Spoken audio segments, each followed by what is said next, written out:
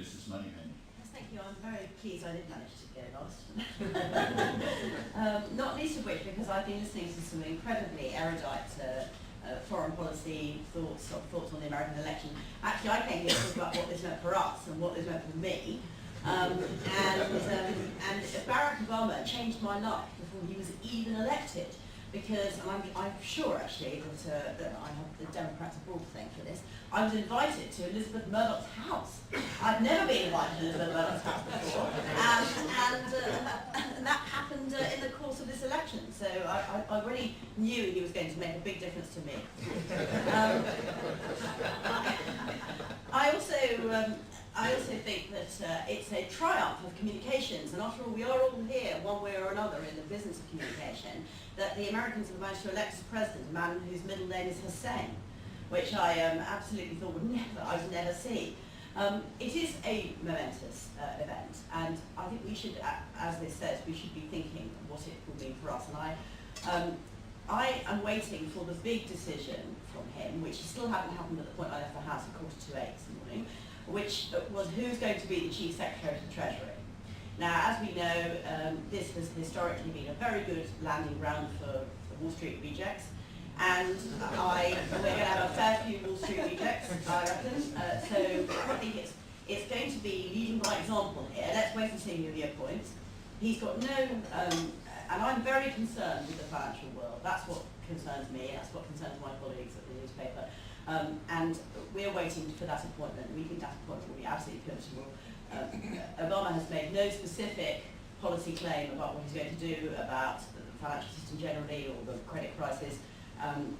But I would just make a point, one serious point I'm going to make in this, which is that the last time the last time you elected, I'm We're all Americans. Yeah, that's right, we're all Americans now, yeah. We're all Berliners now, and we're all Americans now. So the last time you elected a Democrat president born in August with a 4 in front of his age, he went on in 1999 to sign the repeal of the Glass-Steagall Act. And I think that was probably the most criminal thing he ever did. It was an act set up for perfectly good reasons in the wake of the Great Depression. It prevented people from launching securitization on a mass scale. It prevented all sorts of things. It was incredibly sensible. It had its faults, and bits of it were amended in the 1980s.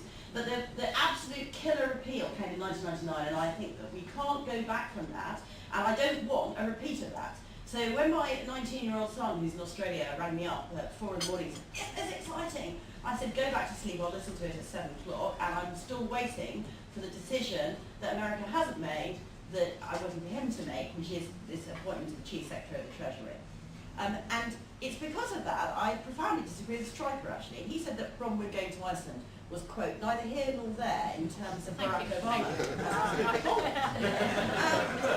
Barack Obama, or his predecessor's predecessor, more to the point, made a decision to lend money to Hispanic Americans to help them buy houses, made the decision to repeal Glass-Steagall, made all sorts of decisions that directly led to a bunch of people in a country with a population the size of Doncaster trying to take over the world's financial system. Anyway, I'll finish with 3 points.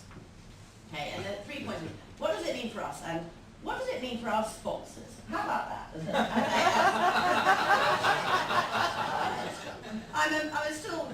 I'm still balking from the latte quaffing quote from my right. I'm finding my notes where she said that. I'm going to rush out and get a latte. Well, let's have a dwell on that at the moment. Make it very pertinent. So Taylor Bennett first is not, as Julia introduced it, a communications consultancy. It is actually a headhunter.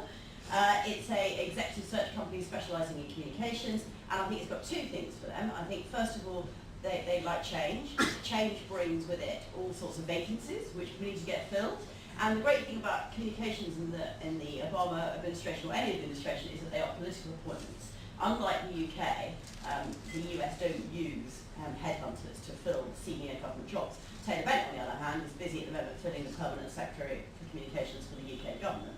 So I think they will be very pleased to see change. And the other thing they will be very pleased to see is the elevation of people's aspirations from an ethnic minority.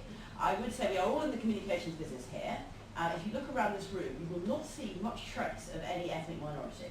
And Taylor Bennett are sponsoring currently a program to bring black and Asian minority people into the PR and communications workforce. So I think that would be a very good thing for them. Secondly, Bank of New York. Well, Bank of New York is a cracking organisation. You may never have heard of it because it's possibly the most boring bank in America, and which could not be a better thing. And they will love the fact that there is a financial crisis and that Barack Obama may or may not be able to fix it, probably not. Because the business they do, which is incredibly dull global custodian stuff, which has caused them to be incredibly successful. I mean, most of you don't know they've taken over a whole swathe of GE Financial's business. They're probably one of the largest employers in Manchester now, from a standing start 2 or 3 years ago. They've contributed enormously to our economy because they are boring, they have low margins, and they are very reliable. So I applaud their Bank of New York, and I think they will benefit enormously.